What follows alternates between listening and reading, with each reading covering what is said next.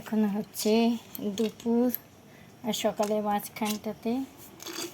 তা আমার সকাল থেকে ওদের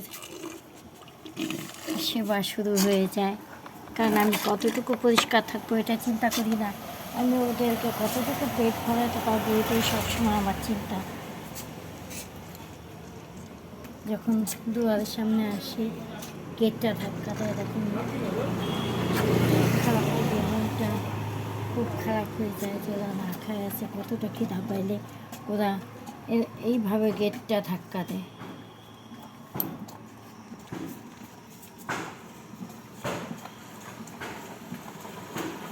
আমি তো অত পরিমাণ খাবার দিতে পারি না, মনে হয় যে ভগবান যদি আরও দিত আরও খাবার দিতে পারতাম। তো ভগবান যতটুকু আমাকে দিচ্ছে তার মধ্যেই ওদের সেবা দেওয়ার চেষ্টা করি, রাখলাম।